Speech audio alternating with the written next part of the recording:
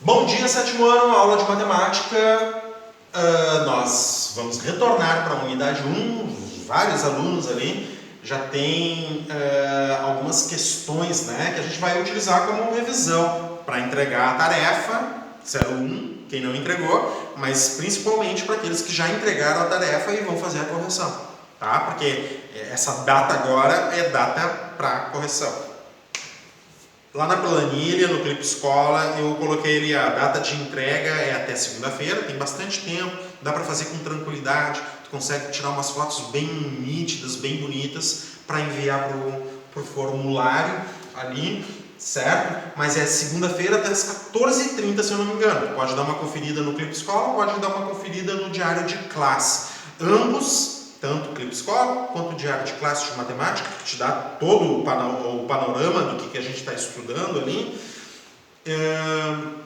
Ali no diário de classe tem o link também para acessar o formulário, é tranquilo, tá? Se tu não consegue enviar a foto direto do PC, do celular para o teu PC, então uma das alternativas uma alternativa é acessar o formulário pelo próprio celular, tá? Eu dei algumas alternativas de tu mandar a foto para o teu PC usando o WhatsApp do computador, daí tu pode enviar a foto de forma fácil, né? Tem forma de tu plugar no cabo USB e colocar lá. Gente, que apresentação longa! Hoje é dia 21 de agosto de 2020. Feito! Muito bem, muito bem. Vamos lá, agora eu já nem lembro mais, a gente já falou bastante coisa aqui no chat, esse chat subiu. Vamos às dúvidas então. Lá na unidade 1, o Cauã, que eu lembro, o Cauã já tinha um exercício de dúvida, ele falou na página 63, né, Cauã? Era isso que tinha falado? Vamos ver. Página 60. Caiu. Página 63. Opa, peguei o de ciência. Ai, cara. Não, peguei o de matemática. Na unidade. Era a 65, exercício 3, tá? Ótimo. Então vamos lá. Mas eu acho que a 65, 3, deixa eu ver. Tá, são as atividades que eu peço na tarefa, né? Exercício de número 3 é justamente o exercício da tarefa. Eu não vou poder responder isso aqui para vocês, então a gente tem que encontrar alguma coisa parecida lá no início da unidade. Eu não posso pegar as atividades, né? Ó, o Felipe 63, 64 e 65. Vou dar uma garimpada aqui, ó, para ver os exercícios, tá?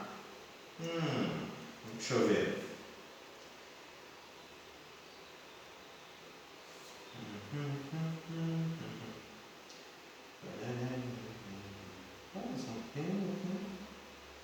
Tinha uma que a gente tinha falado sobre quadrado mágico. Vamos ver as atividades aqui.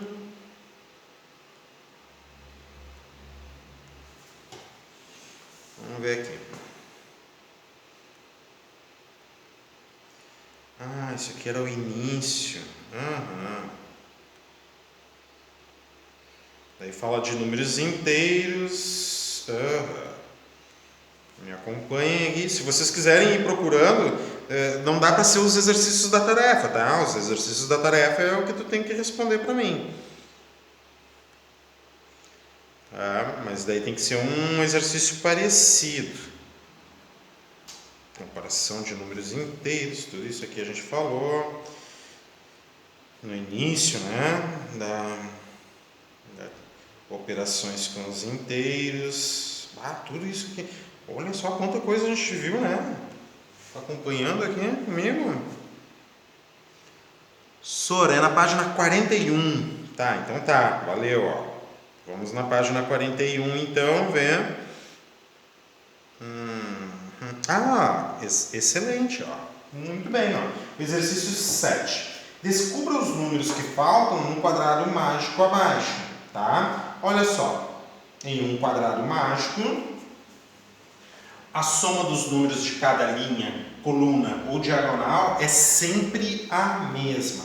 Sempre dá o mesmo valor, seja linha, seja coluna, seja diagonal. Então, se ele não informa qual é a soma, tu tem que dar 9. Não entendi. Tá? Então, nesse quadrado mágico aqui, ó, que é bem parecido com o exercício ali da Q1 da tarefa 1, certo? Se o enunciado não informa qual é a soma, tu tem que saber qual é a soma. Tu tem que tentar verificar qual é a soma.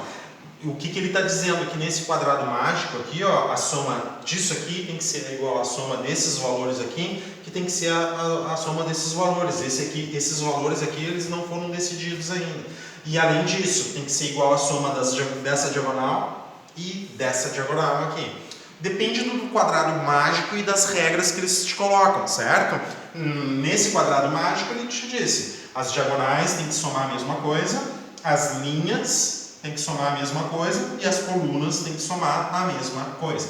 Então, como tu não sabe a soma, tu tem que procurar no quadrado mágico a soma. Olha aqui, ó. Se tu juntar esses três aqui, ó, tu sabe a soma. Ó. 9 mais 3, 12 menos 3 dá 9. Agora eu entendi o que o Felipe estava falando para mim. O Felipe estava dizendo assim, ó, tudo tem que dar 9. Sim, tudo tem que dar 9. 9 mais 3 menos 3 tem que dar 9.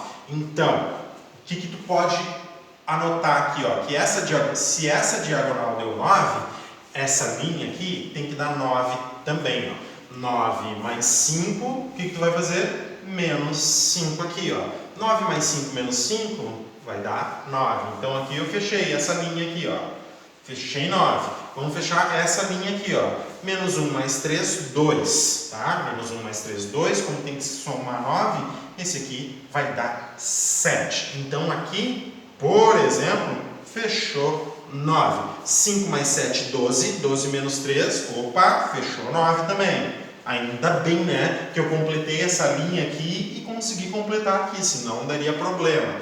Ok? Vamos ver aqui, ó, menos 5 mais 3. Menos 5 mais 3 é menos 2. Significa que aqui tem que ser 11, né? Menos 2 mais 11 fecha 9. Tá? E 11 menos 3, 11 menos 3 dá 8.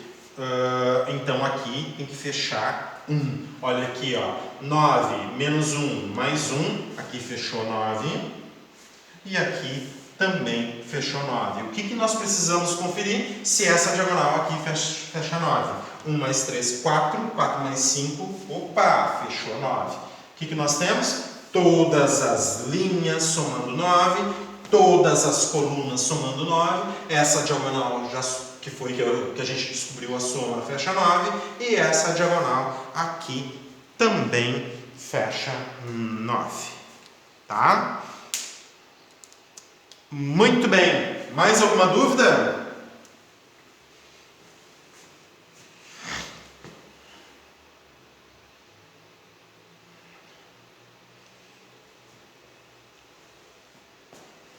Querem fazer outra desse tipo? Ou tem outra dúvida? Eu quero saber mais uma desse tipo aí que eu não entendi tão bem. Não entendeu tão bem? Opa, tem que entender tão bem isso aí, hein? Ah, tá. Vamos ali para 41. Oi. Parecida na página 65. Com certeza, bem parecido. Essa aí que tu tem que responder para mim. Tá? A questão 8 é parecida, tá? A questão 8 é parecida. Vamos ver a questão 8 então. Que é uma coisa que acontece, né? Tipo de exercício ali. É o típico exercício.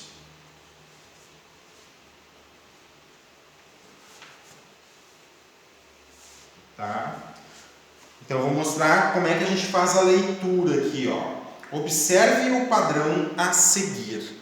Ele está dizendo assim, ó. Tu tem dois números de base, o primeiro aqui, ó, e o segundo, tá? A subtração do primeiro e o segundo forma a casa superior. Que, tá vendo, ó, que o primeiro e o segundo sustentam, esses dois sustentam esse aqui, ó. Se tu fizer a subtração desses dois, tu obtém esse aqui, ó, que está sustentado por essas duas bases aqui. Então, ele está dizendo que existe um padrão de construção dos números. A subtração desses dois, o resultado da subtração desses dois vai dar aquele que é sustentado, o tijolo que está em cima. Tá bem?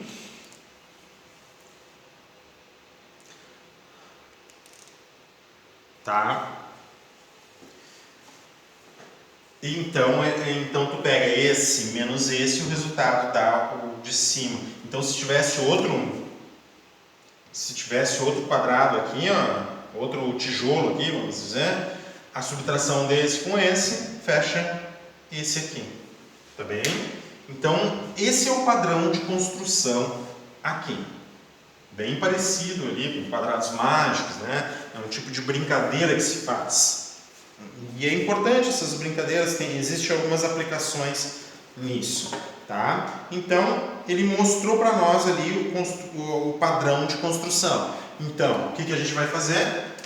2 menos o menos 5 vai dar esse. 2 menos menos 5 dá 7, né? Olha, e aí é que tu tem que prestar atenção, ó. 2 menos o menos 5 dá 2 mais 5, que dá 7. Certo? Tem que te ligar aqui, ó, que esse número aqui é negativo, ó, e é o primeiro menos o segundo. 2 menos menos 5 é 2 mais 5, que dá 7. O de cima dá 7. Agora aqui, ó, menos 5 menos 0 dá menos 5. 0 menos 6, menos 6.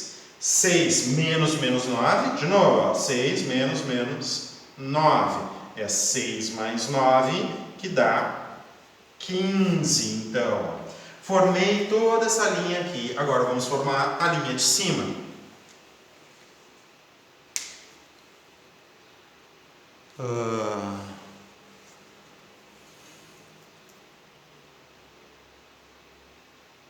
Mas aquele que tem que fechar 1000 é quase impossível, não tem como fechar 1000. Vocês têm que pensar que é multiplicação, certo? É multiplicação que tem que fechar. E tem sim. A operação é de multiplicação, não é de soma, não é de... É porque de repente vocês estão confundindo ali a operação. Olha no enunciado ali da tarefa, ele diz assim, ó, tu multiplica os números, né? Ou se eu não me engano, naquele da tarefa ali, ele não está falando das diagonais. Tem que olhar, ler bem certinho o enunciado, tá? Vocês estão falando ali dos exercícios da tarefa. Lê com calma que tu vai conseguir entender, tá? Mas continuando nesse aqui, ó, 7 menos menos 5 é 7 mais 5, na verdade, né? 7 menos o menos 5 é 7 mais 5, que vai dar 12. Menos 5 menos menos 6 é menos 5 mais 6, que vai dar 1. Menos 6 menos 15 dá menos 21. Formei essa linha agora aqui. Agora, para formar esse aqui, eu preciso desses dois. 12 menos 1, 11. 1 menos menos 21, 22. 11 menos 22, menos 11. Assim, nós conseguimos formar, então, todo o número. Ok? Pronto, então? Deixa eu até ver aqui, hein? Só um pouquinho. Eu tinha a impressão que tinha mais alguns. Deixa eu dar uma olhada aqui. Acho que não tem mais. Ele não colocou mais. Depois só as atividades ali. Muito bem, mais dúvidas?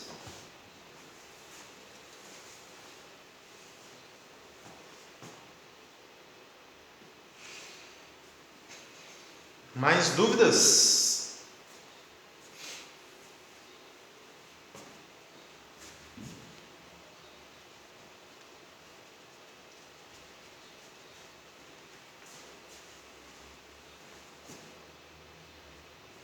Ó, o Matheus disse que não tem dúvida.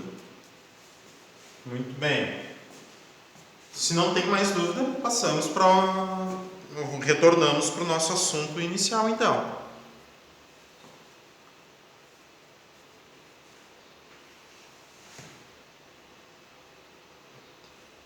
Não tem dúvida? Pronto, então. Vamos lá para a unidade 3, nós estamos falando? Unidade 3? Unidade 3, então, né? Então tá. Vou apagar aqui. Não tem mais dúvidas da unidade 1. Todo mundo está fazendo tranquilamente.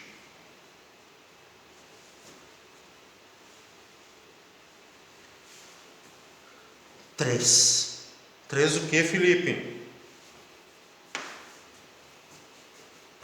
Não entendi. A unidade 3? Vamos lá para a unidade 3 então. Era disso que eu estava falando. Vamos lá, nenhuma dúvida. Então esses exercícios aí estão tudo tranquilaço no mas. Bem rapidinho a gente vai fazer. Vou me livrar no sábado mesmo da tarefa 1. Já vou entregar, não vou nem me preocupar mais. 7º ano, livro unidade 3.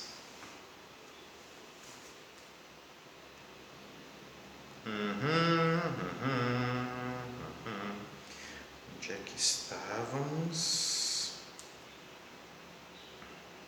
Já passei gabarito para vocês. A gente já corrigiu a aula até o exercício 4, né? A aula passada a gente ficou naquela do quilograma ali e tudo mais. Alguém gostaria, página 9 na unidade 3, alguém gostaria de elaborar o problema, mostrar o problema envolvendo razão, divisão, parte de um inteiro, tá? No exercício 5, alguém fez ali o exercício 5, tá? O que nós temos de exemplo para esses 3 tipos são as 3 situações ali, ó. A situação 1, a situação 2 e a situação 3, tá? A situação 1, isso na página 8, na página 6. A situação 1 é de razão, a situação 2 é de divisão e a situação 3 é de parte de um inteiro. Alguém gostaria de compartilhar o exercício que fez no item 5? Se não, passamos para o próximo assunto. Depois não dá para dizer para mim, professor, eu não entendi muito bem. Tá bem. Vamos lá, galera. A gente já introduziu números racionais, as operações. Então tá, ninguém tem nada para apresentar então. Na aula anterior, então, na aula de terça-feira, a gente falou sobre números racionais e eu disse para vocês que números racionais são aqueles que nós conseguimos representar através de divisão de inteiros. Onde é que nós estamos? Ali na página 10, unidade 3. Daí tinha um texto ali falando dos pinguins, algumas imagens, algumas informações, né? Alguns números ali informativos e a gente estava avaliando, né? Deixa eu mostrar aqui para vocês. Esse número aqui, é um número 1,20, é um número que eu consigo representar através de uma divisão, é um número racional, divisão de inteiros, né? Outro número aqui, 0 e menos 0,65, são 2 números que eu consigo representar através de uma divisão, são números racionais. Mas além disso, esse número aqui, o 0, é um número inteiro, o menos 65 também é um número inteiro. E além disso, o número 0 é um número natural. Então, esse aqui é natural, inteiro e racional. Esse aqui é inteiro e racional. Esse aqui eu vou dar o atributo para esse, de 1,20 metros aqui, 1,20, eu vou dar o atributo dele apenas racional. Lembrando,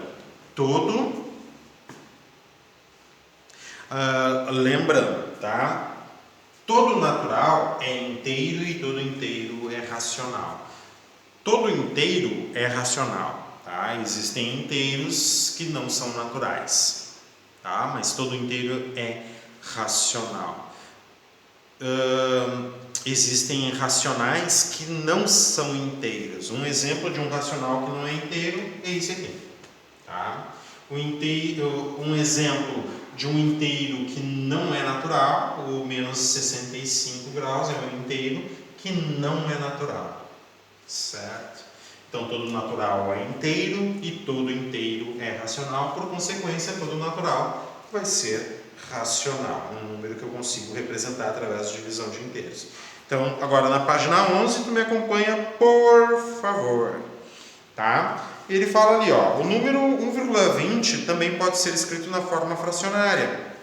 Ah, forma fracionária. Ó, 1,20 é bem fácil de escrever ele em forma de fração. O numerador da fração vai ser um número sem a vírgula. 1,20, número sem vírgula, 120. Tá? Bem facilzinho. 1,20. O numerador vai ser um número sem a vírgula. 1,20, se tu tirar a vírgula, fica 120. Depois tu tem que contar as casas decimais. A parte decimal do número é o 2 e o 0 aqui, ó, são duas casas decimais. Para cada casa decimal, um zero. Ou seja, dois fatores de 10 no denominador. O número de casas decimais indica quantos fatores de 10 tu tem no denominador. Eu sei lá o que vocês estão falando sobre pinguim agora, esse não é o assunto, tá bem? Por favor, aqui, ó, presta atenção agora aqui, tá? Eu peguei os números ali para dar os exemplos para vocês entenderem o que a gente estava trabalhando.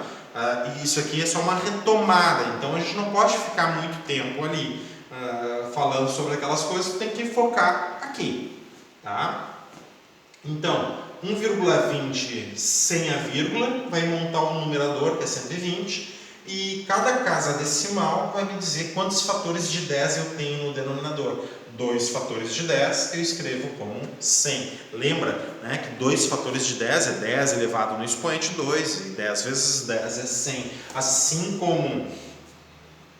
como 3 fatores de 10 é o número 1000, 4 fatores de 10, 10.000. Para escrever um número, vai depender do número de casas decimais. Tem um detalhe aqui que é bem interessante, olha só, essa fração, olha só que interessante isso aqui, ó. Essa fração, ó, 120 sobre 100, eu posso dividir por 10 em cima e dividir por 10 embaixo. Simplificação de frações, isso daí a gente lembra, né? Ó, 120 dividido por 10 dá 12 e 100 dividido por 10 dá 10. Então 1,20 pode ser representado desta forma também, ó, 2 sobre 10. E se escrever um número decimal na forma fracionária é só tu contar as casas decimais e considerar o numerador sem a vírgula, eu posso pegar a forma fracionária e tentar transformar, se o denominador for uma potência de 10, eu posso transformar então a forma fracionária num número decimal de novo, fazendo só o processo inverso. Pensa comigo, ó, um zero quer dizer que esse número 12 aqui, ó, tem que ser escrito com uma casa decimal, por causa desse zero aqui. Onde é que eu vou botar a vírgula para ter uma casa decimal? Eu vou colocar a vírgula aqui, ó, porque a casa decimal está aqui e a parte inteira do número está aqui, certo? Se eu quiser retornar a forma fracionária, eu escrevo o 12, o 1,2 sem a vírgula, fica 12. Conto o número de casas decimais para decidir a potência de 10 que fica no denominador. Uma casa decimal, a primeira potência de 10. Duas casas decimais, a segunda potência de 10, né? 10 na 2 no caso. E o que isso significa? Olha só, que 1,2, ou melhor, 1,20 é a mesma coisa que 1,2. Isso aqui pode ser até que tu pense assim, ó, isso é estarrecedor, como assim 1,20 é igual a 1,2? É a mesma coisa, porque são frações equivalentes aqui, ó, é a primeira coisa que tu pode argumentar, e a outra coisa que tu pode argumentar é o seguinte, outra coisa, uma coisa estranha que acontece, tá? É isso aqui, ó. Isso aqui, ó, se tu pensar em unidades monetárias, R$1,20, certo? Isso aqui também representa R$1,20. Isso aqui não é R$1,02, por exemplo. Muitas vezes a gente vê alguma coisa desse tipo aqui e a gente diz que é R$1,02. Não é verdade. Isso aqui é R$1,20. Porque para representar centavos, eu preciso de dois algarismos, certo? Então, se eu quisesse escrever R$1,02, eu teria que escrever assim, ó, R$1,02. Isso aqui é R$1,20. Claro, como eu não estou enxergando o número 20, tá? Eu posso dizer aqui, ó, que isso aqui é R$1,02 do real, 2 décimos do real, tá? Esses 2 décimos de real, ó, 2 décimos, na verdade são 20 décimos, ou seja, 20 centavos. Então isso aqui acontece, ó, 1,20, se tu está falando de reais, R$1,20 ou R$1,02. 2 décimos de reais são 20 centavos. Tá bem? Então tá. E lembra, né, que a primeira casa, lembra das ordens, né, do número, né? A primeira casa aqui é do décimo, a segunda casa do centésimo, a terceira do milésimo. Isso falando de casas decimais. Da mesma forma, para a esquerda aqui eu tenho unidade, dezena, centena e assim por diante. Do lado decimal tu começa décimo, centésimo, milésimo e assim por diante. Então isso aqui são 2 décimos. Se eu colocasse um 5 do lado, 1,25, 1,25 centésimos. Assim, ó, aqui, ó, 1,20 centésimos, tá? Ou 1,2 décimos, é a mesma coisa. Certo, então, mano? Vamos lá. É nóis na fita.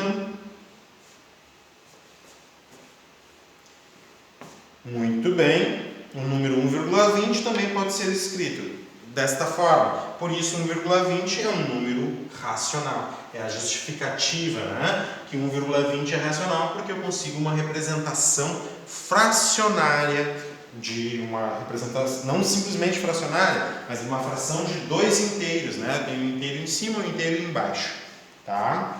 Olha só. Números que podem ser escritos na forma fracionária, em que... Opa, deixa eu aumentar aqui para vocês. Números que podem ser escritos na forma fracionária, ou seja, A, numerador, denominador B, numerador A, denominador B. Outra coisa, e tanto A quanto B tem que ser números inteiros, não pode ser outro tipo de números. E ainda, o denominador não pode ser zero, porque tu sabe, né? A sobre B, na verdade, é uma divisão. Aqui está o dividendo e aqui está o divisor. O divisor não pode ser zero. Nunca. A gente não tem essa situação onde o divisor é zero, né? Por isso ele está dizendo, o divisor não pode ser zero.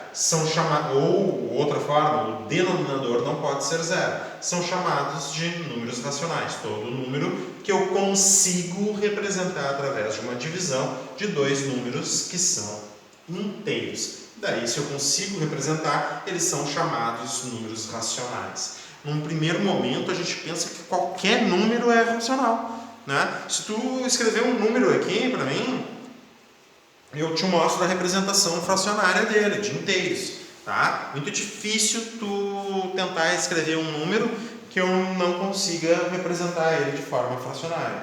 Quer tentar? 8. Tá? Olha ali, o Gregory já escreveu ali. E por isso que eu estou dizendo, a primeira impressão que a gente tem é que qualquer número é racional. Olha só, o Gregory deu o número 8 ali, eu vou representar o 8 através de uma divisão de 2 números inteiros. Bem fácil, ó. 8 dividido por 1, por exemplo. 16 dividido por 2. Quer ver? Ó? Olha só. Menos 8 dividido por menos... Várias representações para o 8. O Cauã que é o 18. Muito bem, ó. Cauã que é o 18.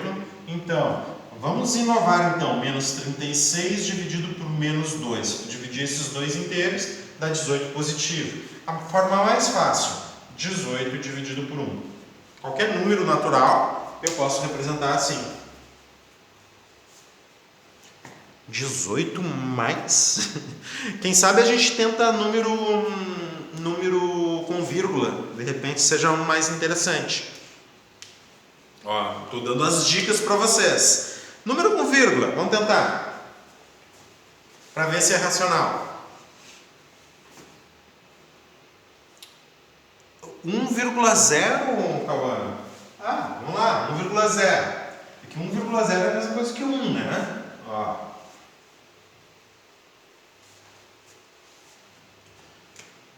1,0. Lembrando do que a gente acabou de fazer, certo? Lembrando que a gente acabou de fazer, escreve o numerador como o número decimal sem a vírgula e bota a potência de 10 no denominador correspondente. Um fator de 10, então. 10. 10 dividido por 10 dá 1,0, que na verdade é o número 1. Né? Vamos pegar ali ó, o Matheus Duarte que disse 15,9. Ó, isso aqui então é um número racional. Esse aqui é o símbolo do conjunto dos números racionais, tá? Por que é 1,0 é um número racional? Porque eu consegui uma representação de uma fração de dois números inteiros. Eu vou pegar ali o número que o Matheus Duarte me deu ali, ó, 15,9. Mesma técnica. Escreve o numerador. O numerador vai ser um número decimal sem a vírgula, 159. E daí eu vejo quantas casas decimais para decidir a potência de 10. Uma casa decimal, um fator de 10 no denominador. Fica só 10. Então, se eu dividir 159 por 10, 15,9, ou seja, 15,9 pertence ao conjunto dos números racionais. 18 positivo, Felipe. O 18 positivo eu já fiz ali com o Cauã, né? Peguei até alguns exemplos, né? 18 positivo ali, ó, menos 36 dividido por menos 2. Isso dá 18 positivo, tá? 18 positivo a gente escreve assim, tá? Olha ali, o Cauã 23,8. Bom, todos esses números aí que vocês estão me dando, tudo é racional. Será que eu consigo escrever um número que não seja racional? Vocês conseguem me dar um número que não seja racional? Bah, que loucura, né? Vamos pegar ali, ó, 23,8. 23,8. Ah, isso aqui é 238 sobre 10. Pronto, pertence aos racionais. Outro número que vocês me deram ali, ó, 5,950. Só um pouquinho, vamos com calma.